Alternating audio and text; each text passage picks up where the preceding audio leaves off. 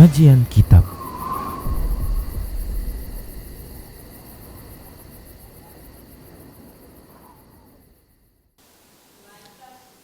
Bismillah, assalamualaikum warahmatullahi wabarakatuh. Innal hamdalillah nahmaduhu wa nasta'inuhu wa nastaghfiruh wa na'udzu billahi min shururi anfusina wa min sayyiati a'malina. May yahdihillah fala mudilla lahu wa man yudlilhu fala hadiya lahu. Wa asyhadu an la ilaha illallah wahdahu la syarika lahu. Wa asyhadu anna Muhammadan abduhu wa rasuluhu sallallahu alaihi wasallam. Qala Allah tabaraka wa ta'ala, ya ayyuhalladzina amanu taqullaha haqqa tuqatih wa la tamutunna illa wa antum muslimun. Ya ayyuhan nasu taqu rabbakum alladzi khalaqakum min nafsin wahidah wa khalaqa minha zawjaha wa batsa minhuma rijalan katsiran wa nisaa'a wattaqullaha alladzi tasaaluna bihi wal arham innallaha kana 'alaikum raqiba. Ya ayyuhalladzina amanu taqullaha wa qulu qawlan sadida yuslih lakum a'malakum wa yaghfir lakum dhunubakum wa may yuti'illaha wa rasulahu faqad faza fawzan 'azima. Amma ba'd. Fa inna asdaqal hadisi kitabullah wa khairal huda huda Rasulillah sallallahu alaihi wasallam wa syarrul umuri muhdatsatuha wa kullu muhdatsatin bid'ah wa kullu bid'atin dhalalah wa kullu dhalalatin finnar. Para pemirsa Rosyad TV dan para pendengar Radio Medan Mengaji, kita ucapkan alhamdulillah, segala puji hanya untuk Allah beserta sanjungan kepadanya atas semua nikmat, kebaikan dan pemberiannya, yang bila kita mensyukurinya maka Allah akan menambahkannya. Selawat serta salam tidak lupa kita ucapkan untuk Nabi kita tercinta Muhammad sallallahu alaihi wasallam. Semoga Allah Subhanahu wa taala menjadikan kita sebagai hamba-hambanya yang selalu setia dengan petunjuk ajarannya.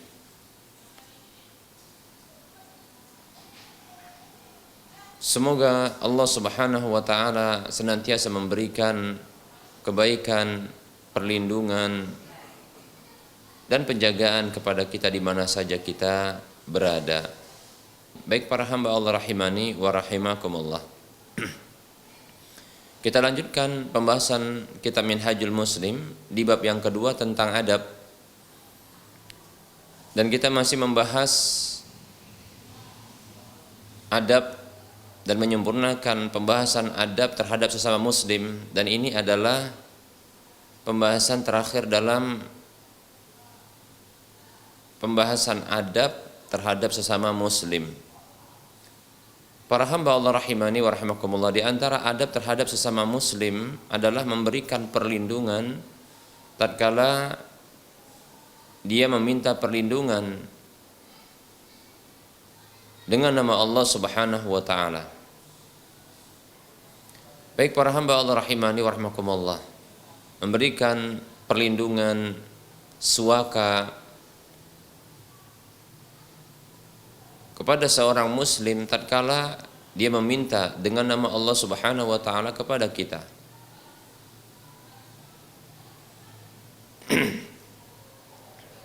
Sebagai bentuk penghormatan dan pengagungan terhadap nama Allah Subhanahu wa taala yang diucapkannya dalam permohonan perlindungan tersebut.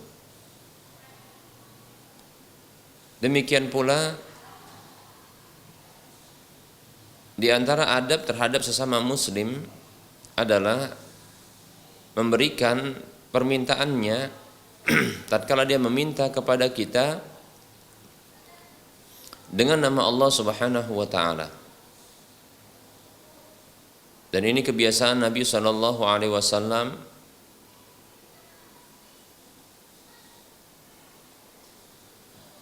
Bahkan Nabi SAW pernah diminta oleh salah seorang dari umatnya yang datang ketika itu kepada beliau, yang meminta kepada Nabi SAW dengan nama Allah Subhanahu wa Ta'ala.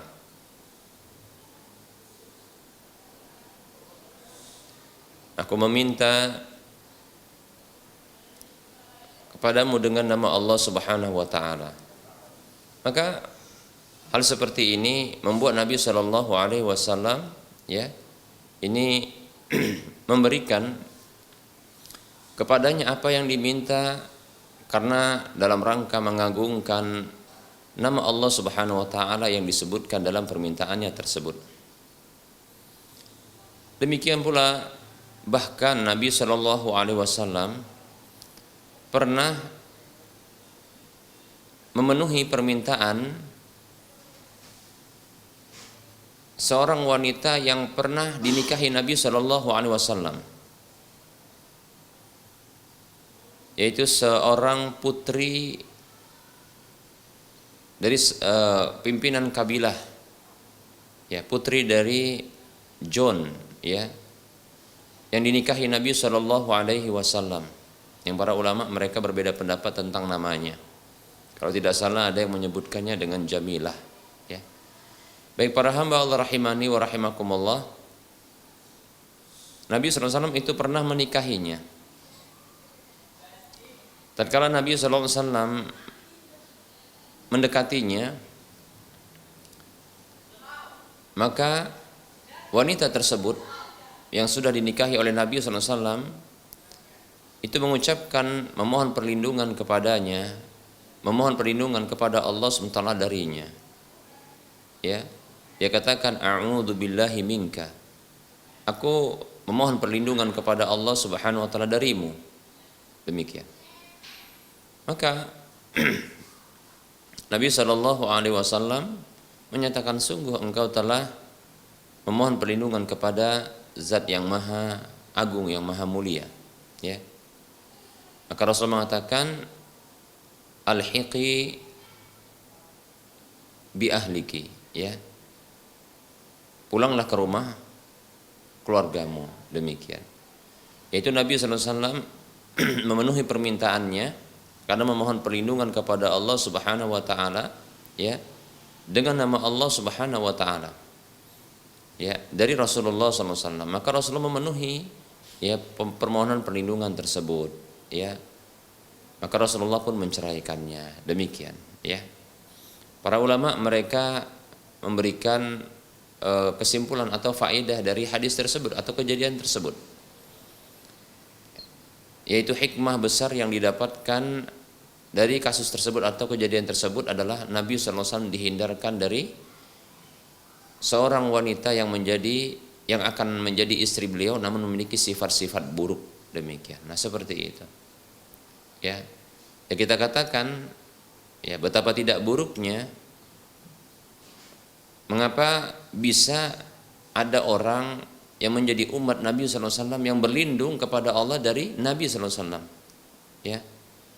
Yang kita tahu bahwasanya tidaklah kita berlindung kepada Allah Subhanahu wa Ta'ala melainkan dari keburukan-keburukan, termasuk diantaranya syaitan, iblis, perkara-perkara yang buruk. Nah, ini seorang wanita yang sudah menjadi istri Nabi, ini memohon perlindungan kepada Allah Subhanahu wa Ta'ala dari Nabi SAW. Nah, ini menunjukkan akhlak yang buruk. Demikian. Ini menunjukkan akhlak yang buruk. Nah, ini hikmah yang ada yang bisa diambil dari kejadian tersebut. Jadi Nabi SAW itu dihindarkan oleh Allah Subhanahu wa Ta'ala dari keburukan seorang wanita yang telah dinikahi Nabi SAW. Dengan cara wanita itu ternyata memohon perlindungan kepada Allah dari Nabi Shallallahu Alaihi Wasallam. Maka Nabi memenuhi permintaannya, memberikan mewujudkan keinginannya, lalu Rasulullah mencerainya. Demikian para hamba Allah rahimani wa rahimakumullah. Kisahnya masyhur, ya, kisahnya masyhur. Baik para hamba Allah rahimani wa rahimakumullah, sebagaimana Nabi SAW juga memberikan permintaan yang diarahkan kepada beliau ketika disebutkan nama Allah dalam permintaan tersebut. Nabi SAW ya memberikan, ya, memenuhi permintaan tersebut. Dan pernah terjadi, ya, seseorang meminta kepada Nabi SAW, ya, itu harta, maka Nabi memberikannya, padahal Nabi SAW membutuhkannya, tapi disebabkan karena dalam rangka mengagungkan Allah Subhanahu wa taala, di mana orang yang meminta kepada Nabi itu menyebutkan nama Allah Subhanahu wa taala. Demikian para hamba Allah rahimani wa rahimakumullah.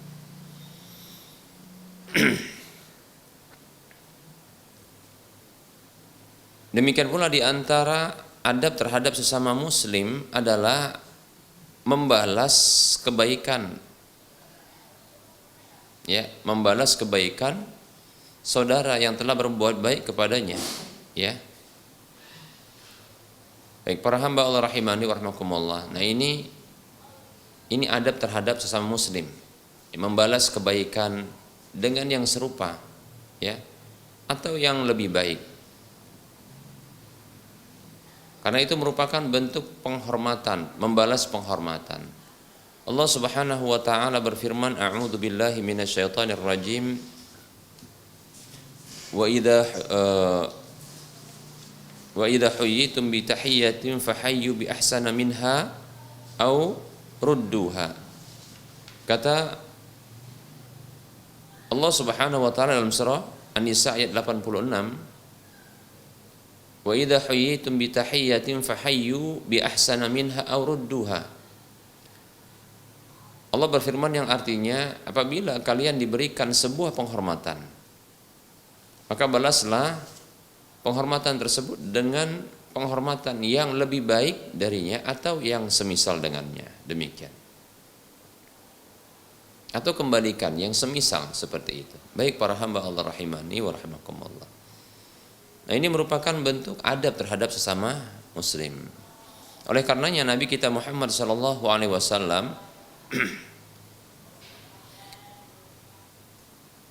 adalah contoh teladan dalam hal ini, di mana beliau sallallahu alaihi wasallam ya melakukan hal tersebut.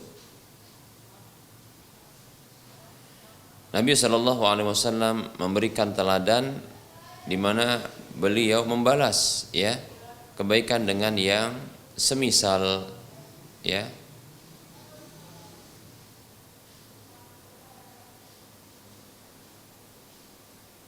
Disebutkan dalam hadis bahwasanya Nabi Shallallahu Alaihi Wasallam pernah menerima hadiah, ya. Nabi Shallallahu Alaihi Wasallam itu disebutkan, ya, menerima hadiah, dan beliau membalas hadiah tersebut, ya. Beliau membalas hadiah tersebut.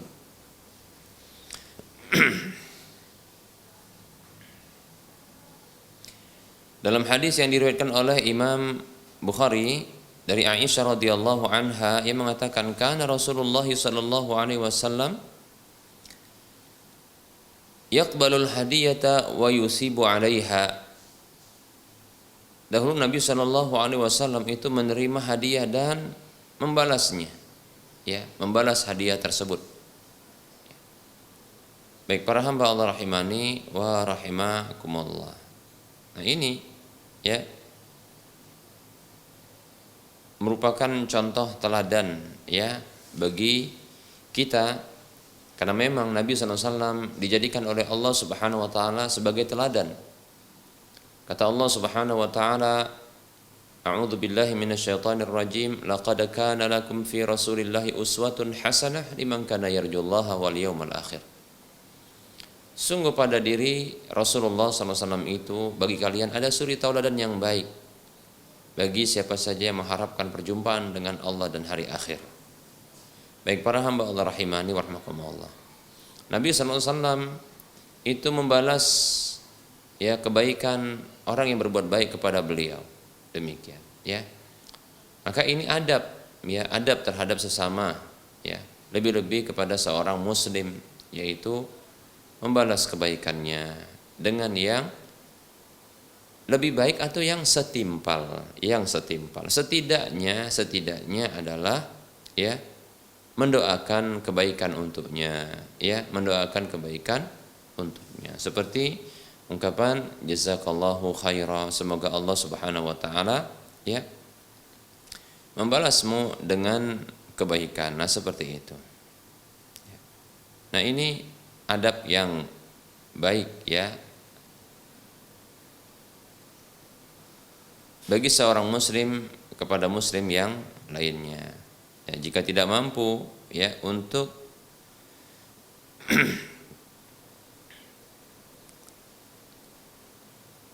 membalas ya kebaikan dengan pemberian, maka setidaknya ya mengucapkan doa. Dalam sebuah hadis yang diriwayatkan oleh Imam Tirmidzi dalam kitab Sunannya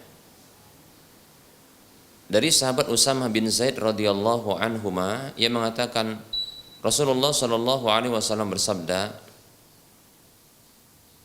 "Man sana'a ilaihi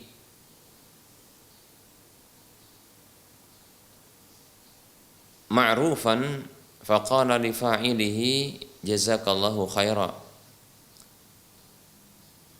Atau man suni'a ilaihi ma'rufun faqala li fa'ilihi jazakallahu khaira faqad ablagha fis sana'i. Kata Rasulullah sallallahu alaihi wasallam, siapa saja yang diperlakukan sebuah kebaikan kepada dirinya lalu ia mengucapkan kepada orang yang melakukan itu, jazakallahu khaira, semoga Allah membalasmu dengan kebaikan, maka sungguh dia telah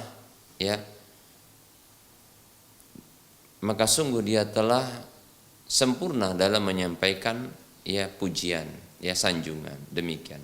Baik para hamba Allah rahimani wa rahimakumullah. Jadi ini adalah doa yang baik ya untuk orang yang berbuat baik kepada kita. Demikian para hamba Allah rahimani wa rahimakumullah.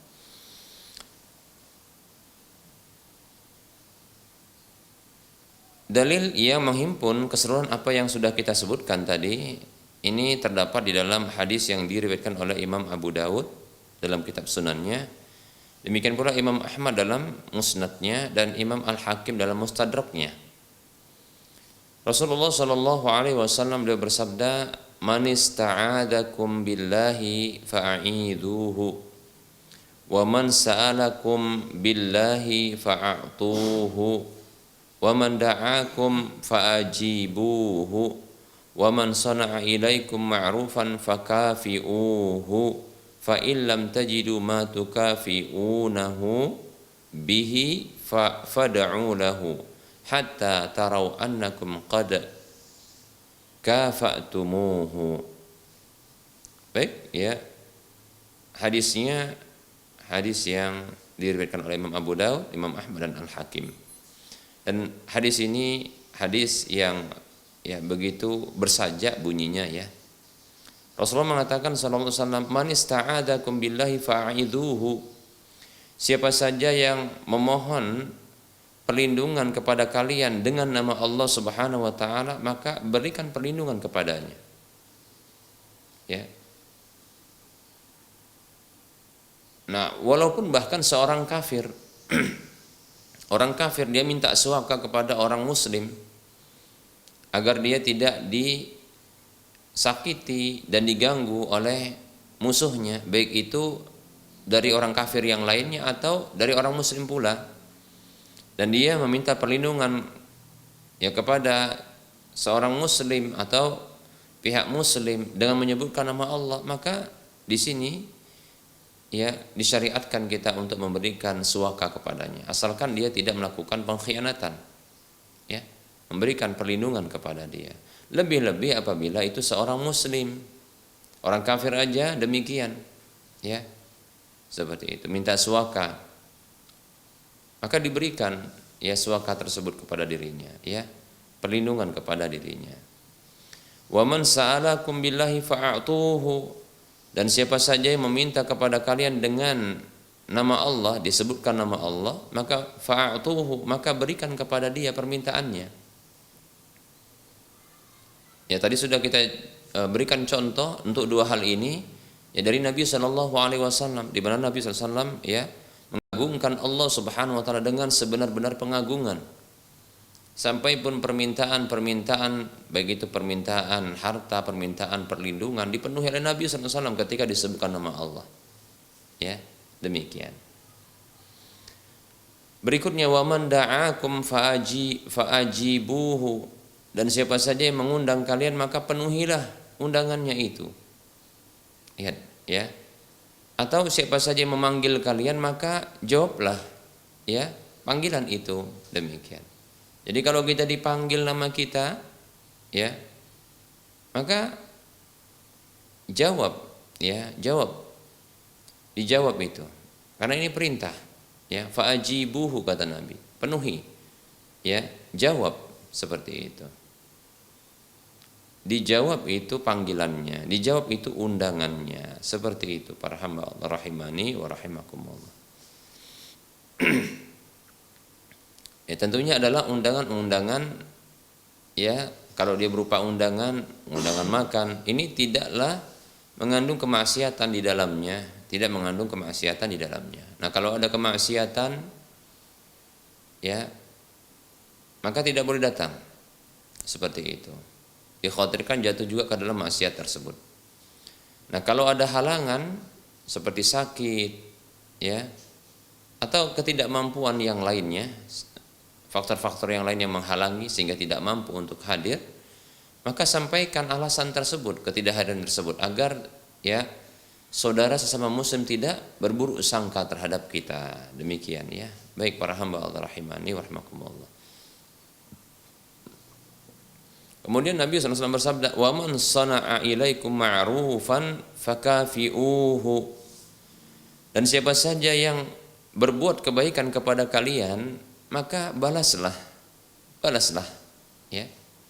Balaslah kebaikan tersebut. Masya Allah, luar biasa ya. Dibalas itu. Ya, ini membalas kebaikan dengan kebaikan. Walaupun ini hal yang biasa, ya tentunya kurang ajar apabila ya membalas kebaikan dengan keburukan. Nah, ini namanya membalas ya air susu dengan air tuba gitu kira-kira istilahnya ya. Nah, itu kurang ajar, bahkan itu merupakan bentuk dosa, tidak bersyukur kepada orang yang berbuat baik kepadanya ya. Bahkan itu tidak juga bersyukur kepada Allah Subhanahu wa taala, karena syarat bersyukur kepada Allah adalah bersyukur kepada orang yang berbuat baik kepada dirinya. La yashkurullaha man la yashkurun nas. Tidak bersyukur kepada Allah orang yang tidak bersyukur kepada manusia yang lainnya. Demikian ya, yang tidak berterima kasih kepada manusia yang lainnya. Maka ya bersyukur, berterima kasih bagi orang yang melakukan kebaikan kepada kita ya, seperti itu.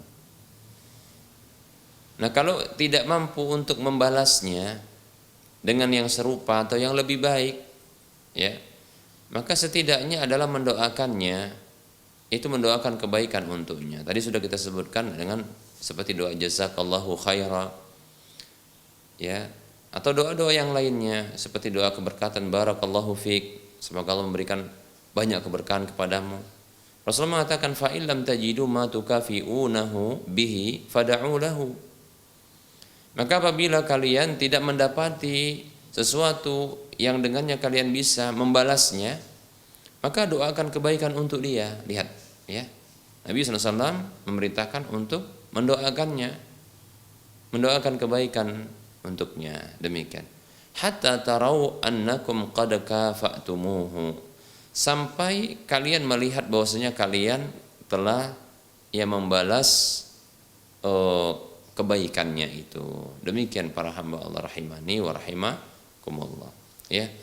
Ya, semoga Allah Subhanahu wa taala menjadikan kita hamba-hambanya yang berakhlak mulia. Semoga Allah Subhanahu wa taala yang menjadikan kita sebagai hamba-hambanya yang memiliki adab yang baik lagi mulia.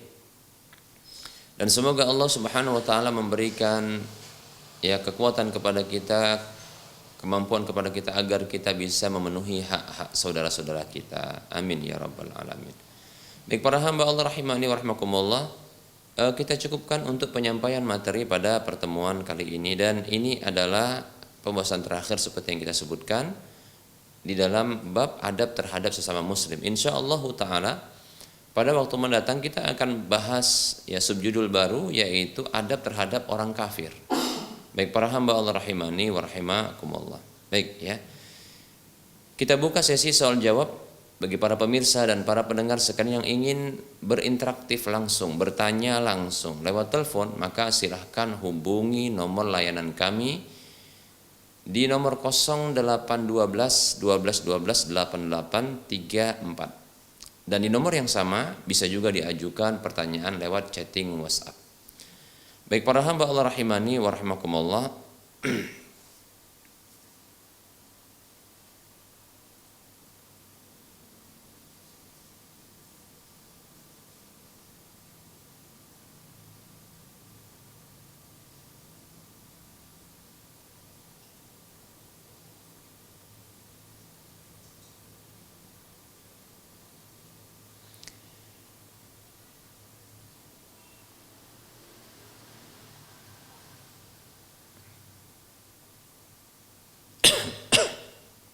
Baik.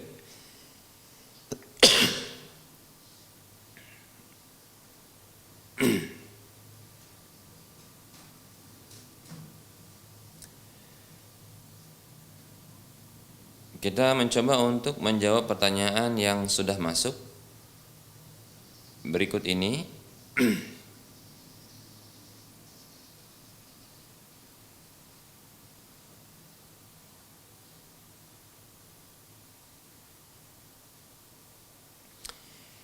Assalamualaikum. Ada yang mau saya tanyakan. Saya didatangi orang tua saya dalam mimpi. Sudah lebih dari 3 kali selama bulan Januari 2022 kemarin. Orang tua laki-laki saya sudah meninggal Desember 2020. Ini yang membuat saya resah, Ustaz. Bagaimana? Baik ya.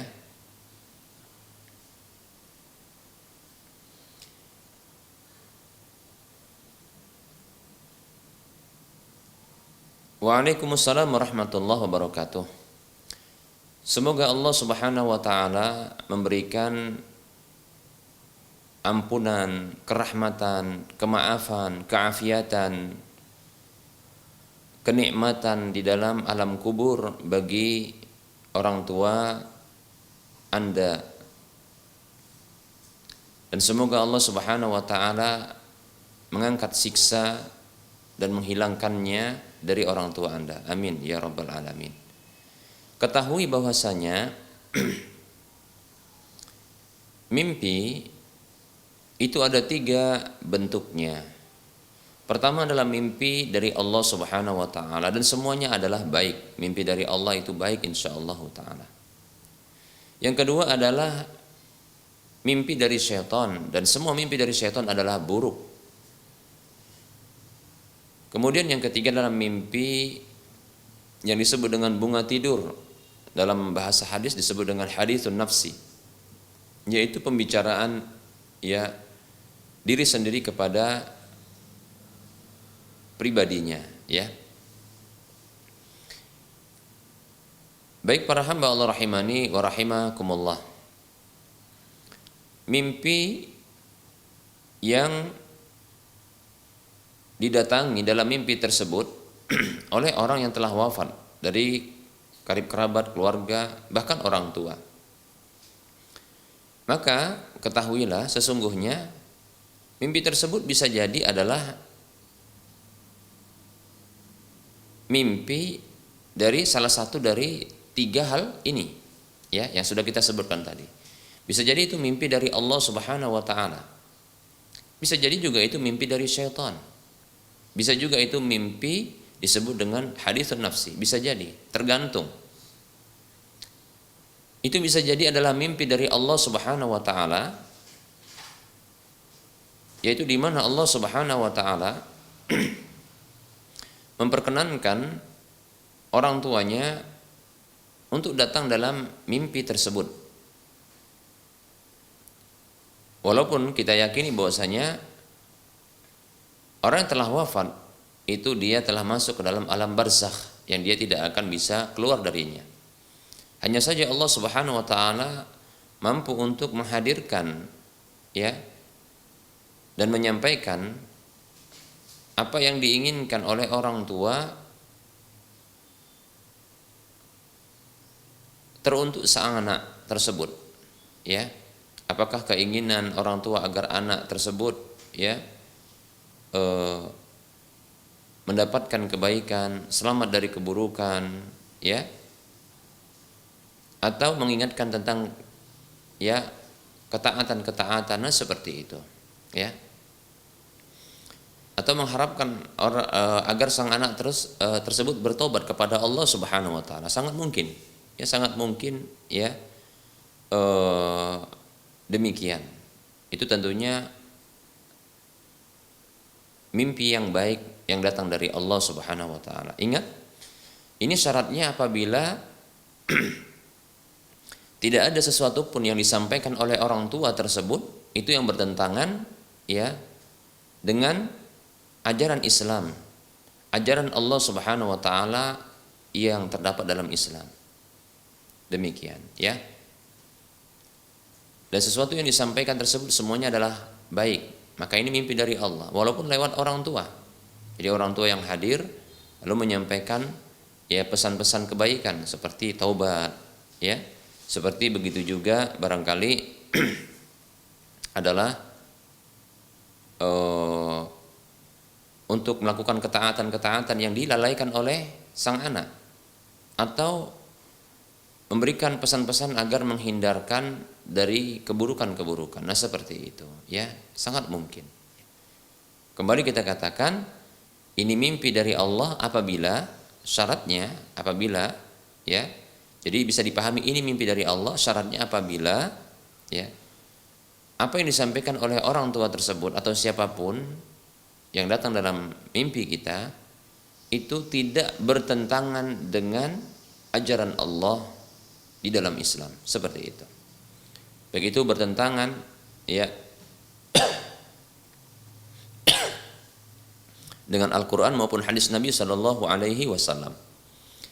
Kemudian yang kedua, bisa jadi ini mimpi dari syaitan, di mana syaitan menjelma menjadi orang tua, dan itu sangat mungkin, ya, karena memang setiap orang berdasarkan sabda Nabi Shallallahu Alaihi Wasallam bahwasanya setiap orang itu memang ada jin qarinnya yang menyertainya, yang jin itu mampu untuk ya menjelma, di antaranya adalah menjelma ya menjadi manusia yang diikutinya. Terkadang tidak sempurna, tapi dalam penglihatan ya kerabatnya atau orang lain itu tampak seperti ya kerabat yang sudah meninggal dunia, padahal itu syaitan. Bagaimana diketahui ini adalah syaitan?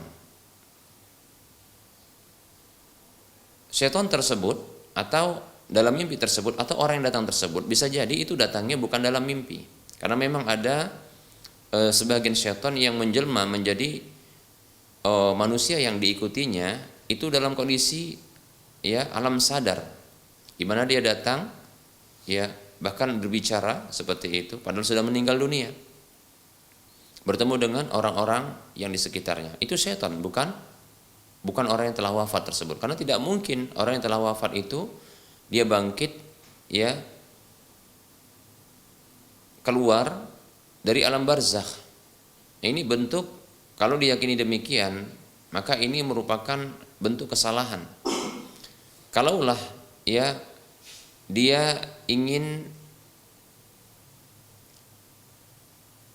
mendapatkan nikmat dunia, maka kita katakan nikmat alam barzakh lebih utama, lebih tinggi dibandingkan nikmat dunia. Andaikan dia disebut dengan lari dari azab, maka ini merupakan bentuk penghinaan terhadap Allah. Begitu juga para malaikat yang menyiksanya. Nah, seperti itu. ya. Maka tidak mungkin dia kembali ke dunia kecuali memang Allah yang jadikan. Nah, sekarang kita mau tahu apa indikator atau indikasi yang kuat yang menunjukkan ini adalah jin syaitan yang menjelma menjadi ya orang yang diikutinya yang telah wafat tersebut. Ketahuilah apa yang disampaikan berikutnya itu semuanya bertentangan atau sebahagiannya bertentangan dengan ajaran Allah di dalam Islam. Seperti contohnya dia pesankan ya untuk membuat kemenyan, ya, menyembelih hewan, kemudian nanti ya pengorbanan tersebut diletakkan di kuburannya. Nah, seperti itu. Atau contohnya membuat ya membuat rumah-rumahan pada kuburannya atau menyemen rumahnya kuburannya. Nah, seperti itu, ya. Atau membuat acara ritual seperti sesajian untuk kuburannya. Maka yang seperti ini tentu ini dipastikan 100%. Kalau mau dikatakan 180%, 360%, atau kita katakan supaya yakin bahwasanya ini dari syaitan. Betul-betul dari syaitan. Karena yang disampaikannya itu ternyata bertentangan dengan ajaran Allah di dalam Islam. Ya, itu sebuah kepastian. Ya, seperti itu. Itu dari syaitan. Itu syaitan yang menjelma. Ya, demikian. Berikutnya, jadi sebelum kita melanjutkan kepada berikutnya, kembali kita tekankan untuk mimpi yang dari syaitan ini, walaupun menjelma, ya, menjadi orang yang diikutinya, ini indikatornya adalah apa yang disampaikan sebahagian atau keseluruhan atau salah satu darinya itu mengandung pelanggaran syariat, pelanggaran ajaran Allah, ya, melanggar ketetapan dalam Al-Quran maupun hadis Nabi SAW. Demikian, seperti itu. Tinggal dilihat apa yang disampaikan, dan jangan takut ketika ya menolaknya atau mengabaikannya. Jangan takut, nggak akan ada dampak apapun. Ya, Allah mengatakan, ya, fala takhafuhum wa khafuni in kuntum mu'minin. Ya, janganlah kalian takut kepada mereka, tapi takutlah kepadaku bila kalian benar-benar beriman. Nah, seperti itu, ya. Karena sesungguhnya wali-wali syaitan itu ya yukhawwifu awliya'ahu. Ya. Inna syaitana yukhawwifu awliya'ahu. Sesungguhnya syaitan itu menakut-nakuti orang menjadi ya bala tentaranya, yang menjadi budaknya, yang menjadi ya orang-orang yang menjadi walinya. Nah, seperti itu. Lalu Allah di akhir ayat yang melarang untuk takut kepada mereka, tapi takut kepada Allah Subhanahu wa taala jika benar-benar beriman. Nah, seperti itu. Baik para hamba Allah rahimani wa rahimakumullah. Berikutnya yaitu bisa jadi mimpi ini adalah mimpi hadisun nafsi, walaupun berulang-ulang.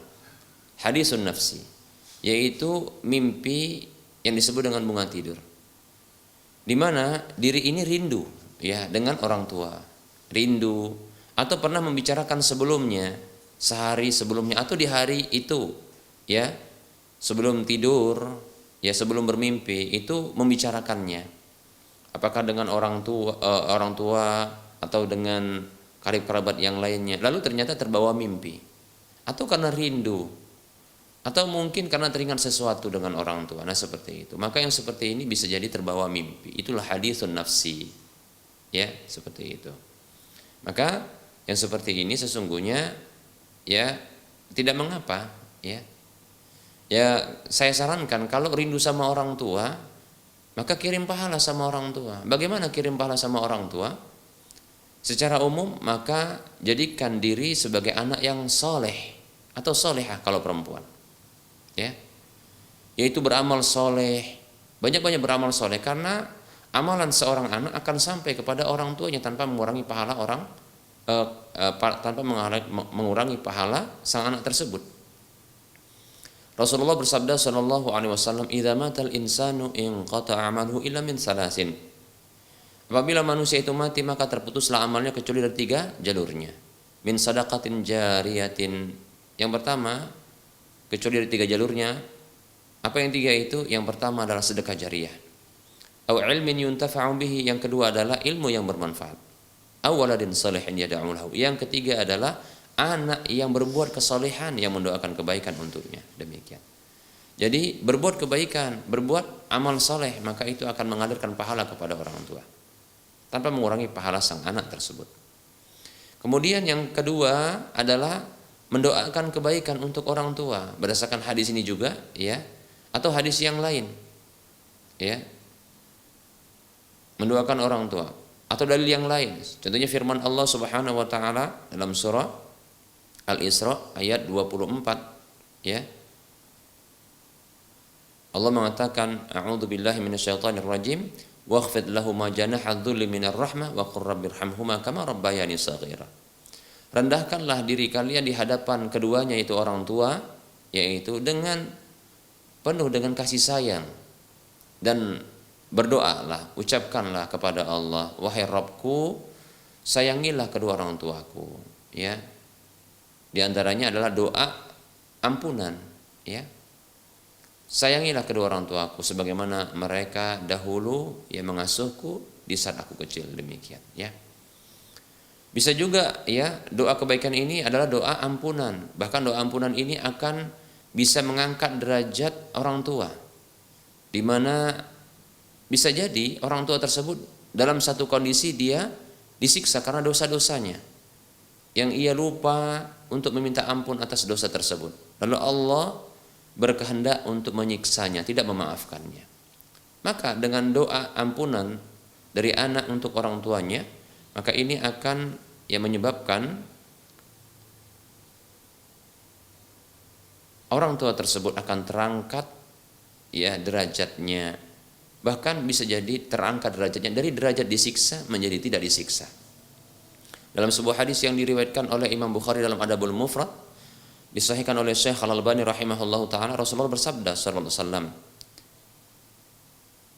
turfa'u lil mayyiti ba'da mautihi darajatuhu, diangkat derajat orang yang telah wafat setelah kematiannya. Karena dia merasa tidak beramal dengan amalan tersebut, maka dia bertanya kepada Allah, ay rabbi ma hadhihi, wahai Rabbku, ini balasan amal apa? Karena setiap orang yang beramal itu akan melihat amalannya, pahala amalannya, balasan amalannya. Namun dia tidak merasa beramal, tapi dia mendapatkan balasannya.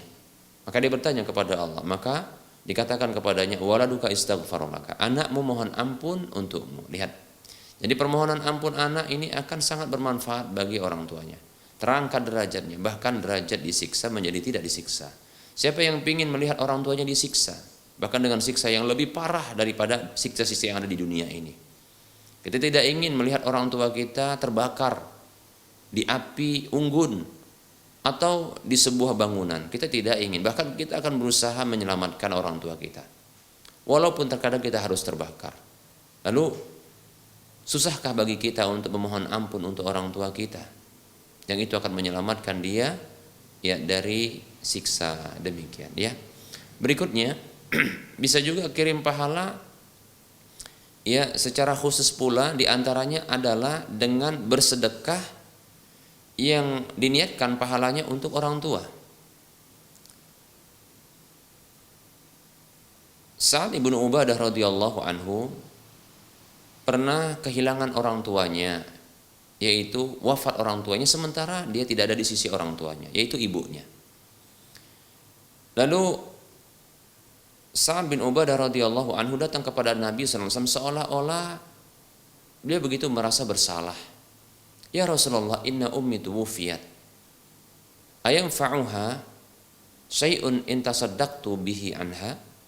Wahai Rasulullah SAW, sesungguhnya ibuku telah wafat sementara wa ana ghaibun anha, sementara aku itu tidak ada di sisinya ketika wafatnya. Apakah bermanfaat untuk beliau sesuatu yang bila aku bersedekah dengannya untuk beliau? Qala, Rasulullah mengatakan SAW, na'am, ya, bermanfaat. Hadis riwayat Bukhari dari sahabat Abdullah bin Abbas radhiyallahu anhu, demikian. Nah, seperti itu. Nah, untuk orang tua kita, siapapun laki atau perempuan, maka demikian bisa juga. bahkan kepada orang-orang lain, yaitu bisa kirim pahala dengan bersedekah untuk orang yang telah wafat tersebut. Insya Allah sampai demikian. Ini dalilnya sudah kita sebutkan, ya. Begitu juga apabila orang tua kita punya hutang, maka selesaikan hutangnya. Ya, karena Nabi SAW mengatakan nafsul mu'mini mu'allaqatun bidainihi hatta yuqda anhu. Sesungguhnya jiwa seorang mukmin itu terkatung-katung bergantung dengan hutangnya sampai diselesaikan. Bahasa diselesaikan ini bisa oleh anaknya ataupun yang lainnya. Dibayarkan seperti itu. Maka bantu, selesaikan. Karena tersiksa orang tua kita tatkala dia belum terbayar hutangnya. Demikian. Walaupun sudah ditanggung tapi belum dibayar, maka ini tersiksa. Berikutnya para hamba Allah rahimani wa rahmakumullah, ya bisa juga membayarkan hutang kepada Allah berupa seperti puasanya. Rasulullah bersabda SAW, "Man mata wa alaihi shamun sama anhu waliyuhu." Siapa saja yang meninggal dunia dalam kondisi punya hutang puasa, maka walinya bisa mempuasainya. Ya. Anaknya bisa mempuasainya, demikian. Nah, seperti itu, ya. Begitu juga hutang nazar, maka dibayarkan. Nah, seperti itu, ya. Begitu juga barangkali bagi yang ingin mengirimkan pahala untuk orang tuanya, yaitu berupa badal haji. Badal haji. Bila orang tua kita belum haji, bahkan sudah berniat haji, namun belum juga, maka silakan badalkan haji. Tapi syaratnya adalah ya harus yang membadalkan tersebut harus sudah berhaji, demikian. Ya. Ada salah seorang yang mengatakan ketika berhaji bersama Rasulullah SAW, labbaika an subrumah. Wahai Allah, aku datang memenuhi panggilanmu untuk subrumah. Maksudnya ini sebagai ya untuk subrumah hajinya. Maka Rasulullah bertanya kepadanya, man subrumah, siapa subrumah itu? Maka ia katakan, qaribun li au akhun li au qaribun li. Saudaraku atau kerabatku, katanya. Demikian. Rasul bertanya, hal hajjajta an nafsika, apakah engkau telah menghajikan dirimu? Maka dia katakan, la, belum. Maka Nabi SAW mengatakan, hujja an nafsika summa an subrumah. Kata Nabi SAW, ya hajikan dirimu dulu, baru ya untuk subrumah. Nah, seperti itu. Ya, hadisnya disahihkan oleh Syekh Al-Albani rahimahullahu taala. Demikian, ya. Nah, seperti itu. Ini bisa ya untuk dilakukan sebagai bentuk ya kerinduan kepada orang tua. Wallahu taala alam.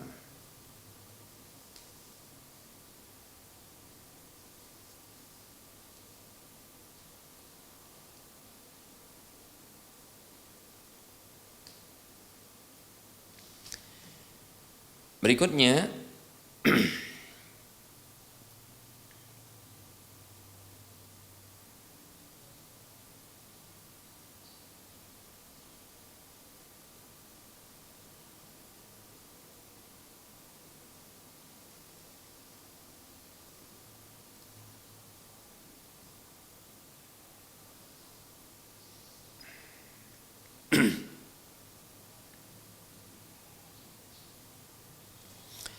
Assalamualaikum Ustaz, saya ada pertanyaan. Sebenarnya ini pertanyaan dari seseorang. Dia bertanya kepada saya, bagaimana hukum apabila seorang suami ketika ingin berhubungan intim dengan istrinya, terus sang suami ketika ingin berhubungan, dia menyuruh istrinya memakai hijab. Itu bagaimana hukumnya Ustaz? Terima kasih Ustaz, jazakallahu khairan.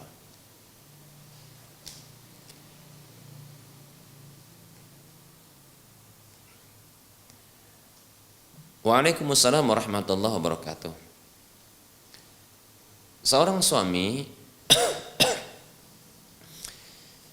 apabila meminta kepada istrinya beberapa bentuk gaya di dalam berhubungan badan, maka sesungguhnya hal ini boleh-boleh saja. Boleh-boleh saja. Karena Allah Subhanahu wa taala mengatakan nisa'ukum harsun lakum fa'tu harsakum anna syi'tum. Istri-istri kalian itu adalah ladang bagi kalian, maka datangilah ya ladang kalian itu bagaimanapun yang kalian inginkan. Jadi bagaimanapun caranya, ya dengan gaya apapun, asalkan dihindarkan 2 hal atau 3 hal. Yang pertama adalah berhubungan badan itu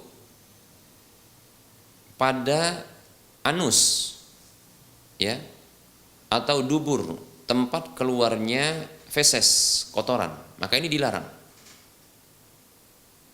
Demikian pula yang kedua adalah dilarang untuk berhubungan badan dalam kondisi istri mengalami haid atau nifas, karena itu juga kotor. Ya. Kata Allah Subhanahu wa taala, a'udzu billahi minasyaitonir rajim, yas'alunaka 'anil mahid. Qul huwa adha fa'tazilun nisaa fil mahid. Mereka bertanya kepadamu tentang haid. Maka katakan kepada mereka itu adalah kotoran. Maka menyingkirlah atau jauhilah ya wanita tersebut pada tempat haidnya, demikian. Disamakan dengan itu adalah nifas. Bahkan ada larangan dari Nabi sallallahu alaihi wasallam ya, dengan ungkapan Nabi sallallahu alaihi wasallam ya, man ata haidon aw imra'atan fi duburiha aw kahinan fasa'alahu bima fasa'alahu fasaddaqahu bima yaqulu faqad kafara bima unzila ala Muhammad sallallahu alaihi wasallam. Kama qala sallallahu alaihi wasallam.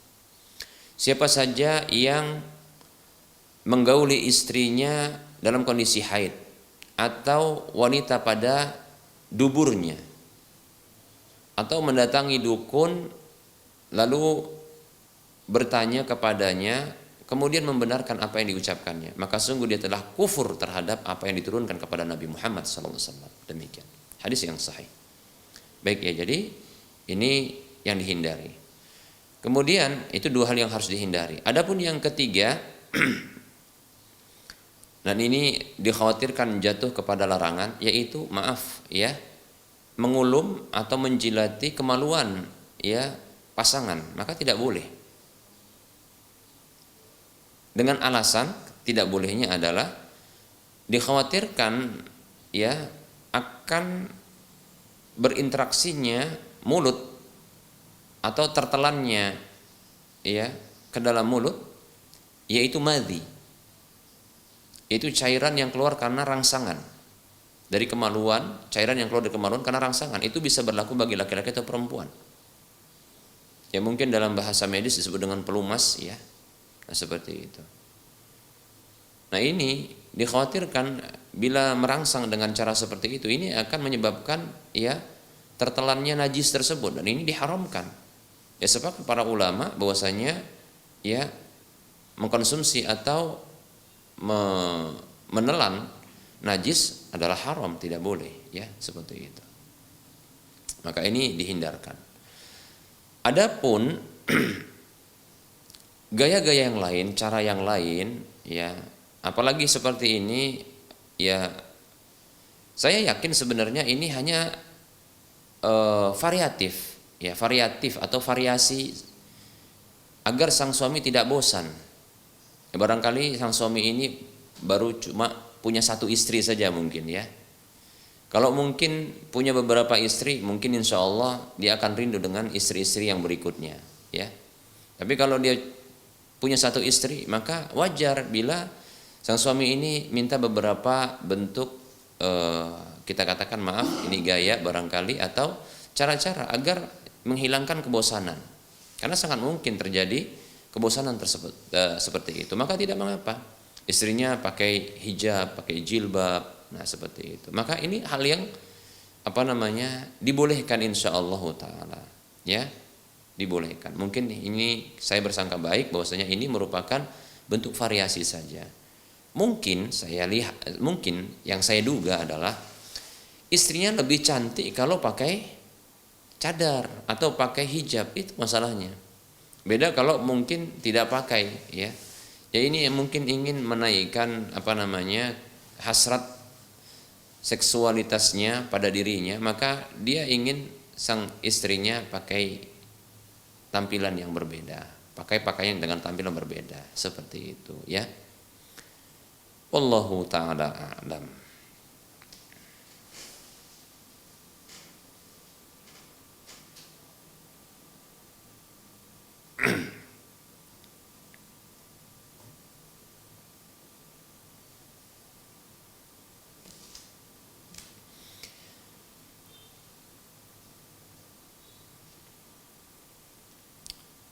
Berikutnya, para hamba Allah rahimani wa rahimakumullah.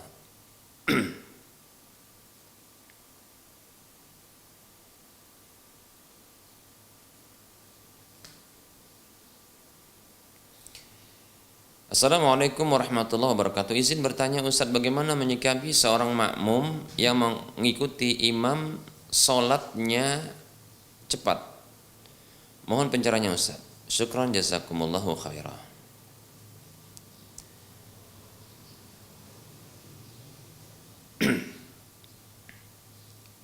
Waalaikumsalam warahmatullahi wabarakatuh. Wa anta fajazakallahu khaira.